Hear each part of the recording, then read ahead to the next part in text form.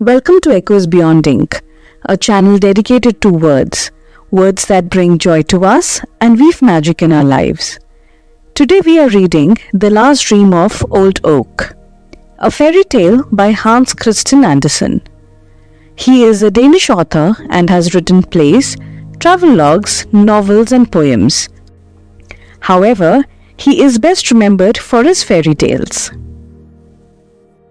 In the forest, high up on the steep shore, and not far from the open sea coast, stood a very old oak tree. It was just 365 years old.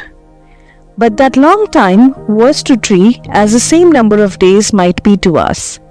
We wake up by day and sleep by night, and then we have our dreams. It is different with the tree. It is obliged to keep awake through 3 seasons of the year, and does not get any sleep till winter comes. Winter is its time for rest, its night after the long day of spring, summer and autumn.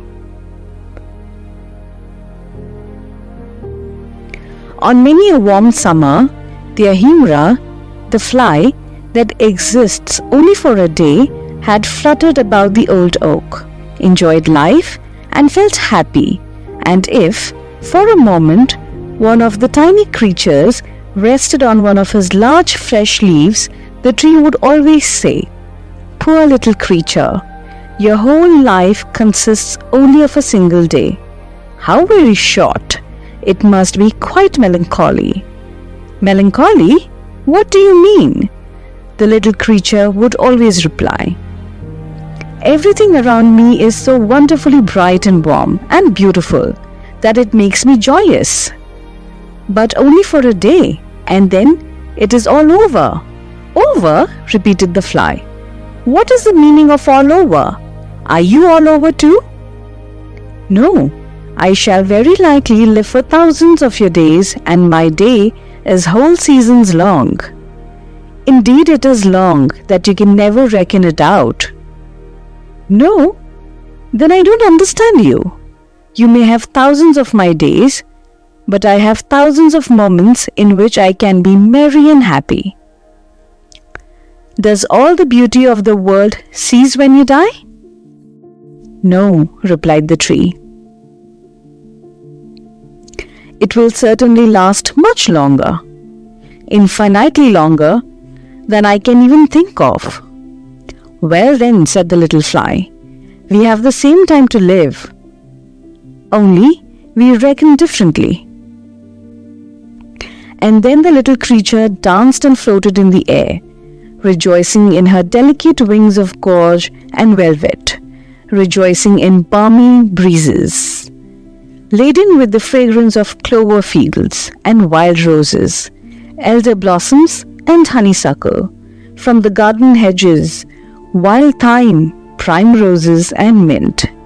And the scent of all these was so strong that the perfume almost intoxicated the little fly. The long and beautiful day had been so full of joy and sweet delights that when the sun sank low, it felt tired of its happiness and enjoyment. Its wing could sustain no longer, and gently and slowly it glided upon the soft waving blades of grass, nodded its little head as well as it could nod, and slept peacefully and sweetly. The fly was dead. "Poor little ephemera," said the oak. "What a terrible short life." And so, on every summer day, the dance was repeated, the same questions asked, and the same answers given. The same thing was continued through many generations of ephemera. All of them felt equally merry and equally happy. The oak remained awake through the morning of spring, the noon of summer, and the evening of autumn. Its time of rest, its night drew nigh. Winter was coming. Already the storms were singing, good night, here fell a leaf and there fell a leaf. We will rock you and lull you. Go to sleep, We will sing you to sleep and shake you to sleep, and it will do your old twigs good. They will even crackle with pleasure. Sleep sweetly, sleep sweetly. It is your 365th night. Correctly speaking, you are but a youngster in the world. Sleep sweetly. The clouds will drop snow upon you, which will be quite a coverlid, warm and sheltering to your feet. Sweet sleep to you and pleasant dreams. And there stood the oak, stripped of all its leaves, left to rest during the whole of a long winter, and to dream many dreams of events that had happened in its life, as in the dreams of men. According to the human computation, it was now in the 4th century of its existence. The great tree had once been small. Indeed, in its cradle it had been an acorn. According to human computation, it was now in its 4th century of its existence. It was the largest and best tree in the forest. Its summit towered above all the other trees and could be seen far out at sea, so it served as a landmark to the sailors. It had no idea how many eyes looked eagerly for it. In its topmost branches, the wood pigeon built her nest, and the cuckoo carried out his usual vocal performances, and his well-known notes echoed amid the boughs. And in autumn, when the leaves looked like beaten copper plates, the birds of passage would come and rest upon the branches before taking their flight across the sea. But now it was winter. The tree stood leafless, so that everyone could see how crooked and bent were the branches that sprang forth from the trunk. Crows and rooks came by turns and sat on them, and talked of the hard times which were beginning, and how difficult it was in winter to obtain food. It was just about Holy Christmas time that the tree dreamed of a dream. The tree had, doubtless, a kind of feeling that the festive time had arrived, and in his dream, he heard the bells ringing from all the churches around, and yet it seemed to him to be a beautiful summer's day, mild and warm. His mighty summits were crowned with spreading fresh green foliage. The sunbeams played among the leaves and branches, and the air was full of fragrance from herb and blossom. Painted butterflies chased each other. The summer flies danced around him, as if the world had been created merely for them to dance and be merry in. All that had happened to the tree during every year of his life. He saw the knights of olden times and noble ladies ride by through the wood on their gallant steeds, with plumes waving in their hats and falcons on their wrists. The hunting horn sounded and the dogs barked. He saw hostile warriors in colored dresses and glittering armor, with spear and halberd pitching their tents, and Anon striking them. The watchfires again blazed, and men sank and slept under the hospitable shelter of the tree. He saw the lovers meet in quiet happiness near him in the moonshine, and carve the initials of their names in the greyish-green bark on his trunk.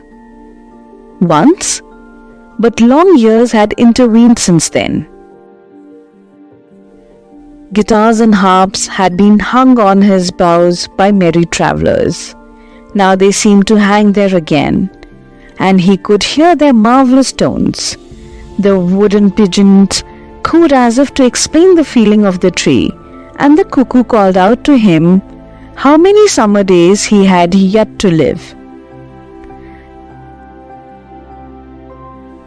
Then it seemed as if new life was thrilling through every fibre of root and stem and leaf, rising even to the highest branches.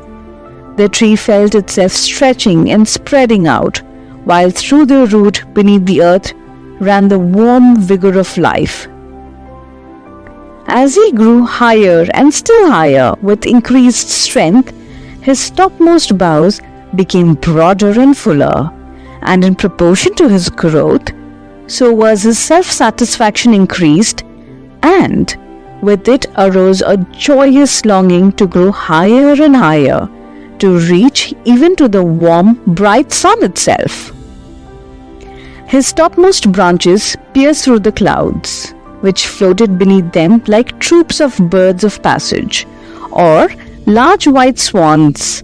Every leaf seemed gifted with sight, as if it possessed eyes to see.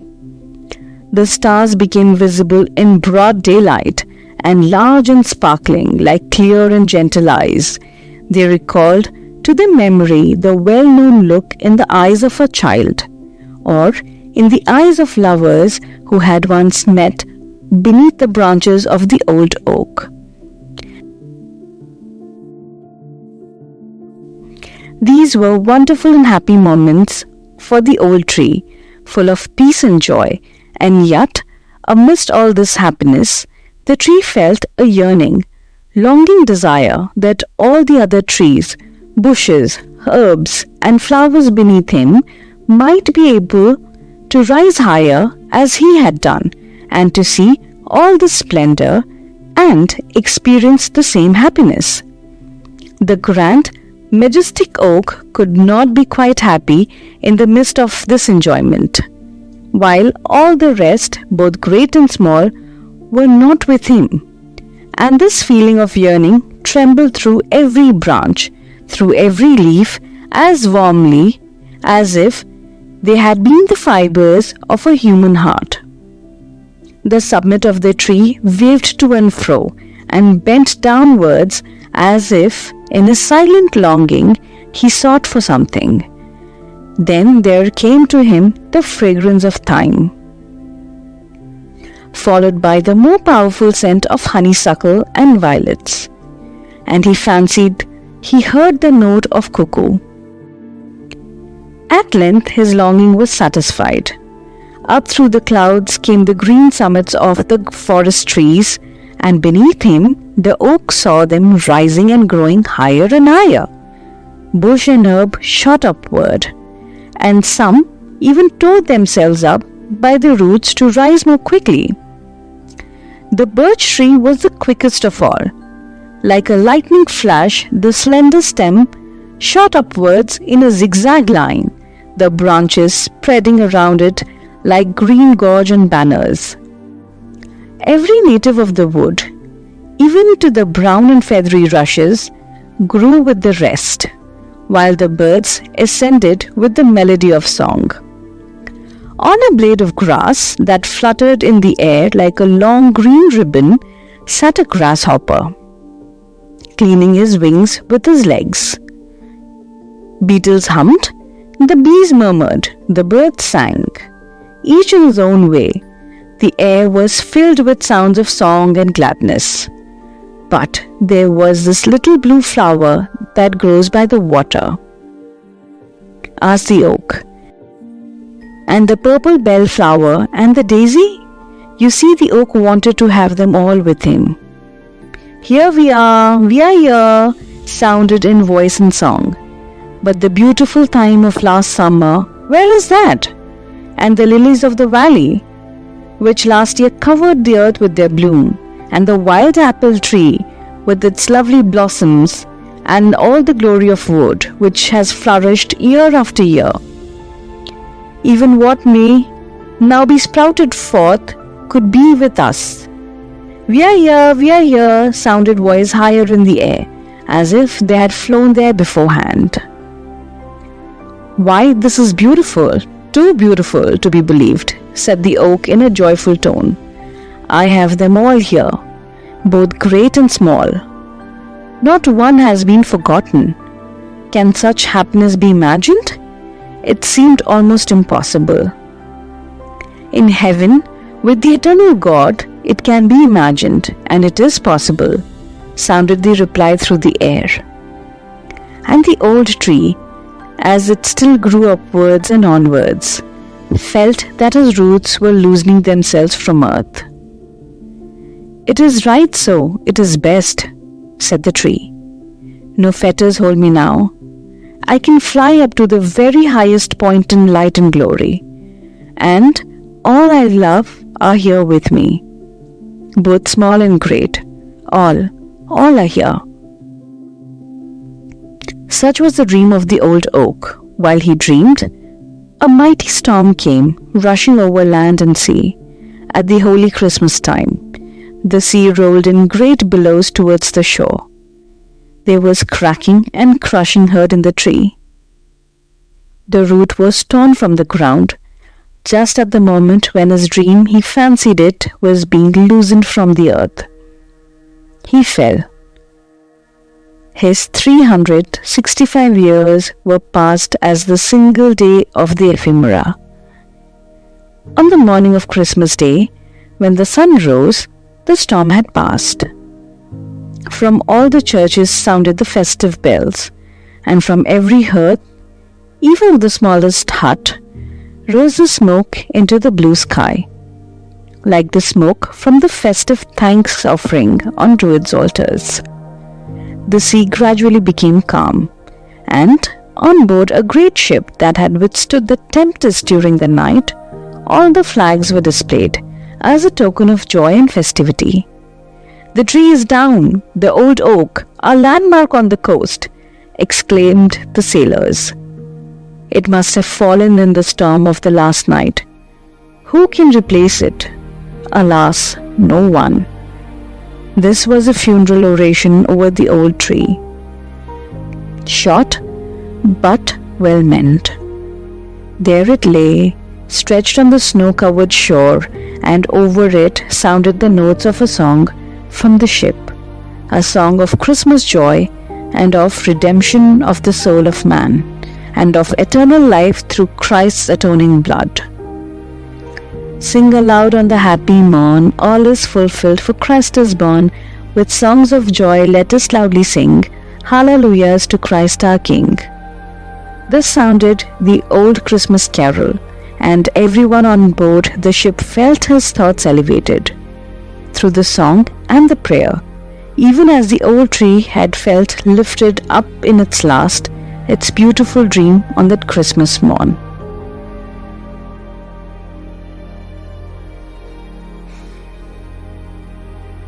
Thank you so much for listening to this enchanting fairy tale. If you enjoyed today's story, do not forget to like and share. It really helps me. Your support means everything to me, and I cannot wait to share more magical stories with you. Make sure to subscribe so you do not miss out on the next adventure. Until then, take care and keep dreaming.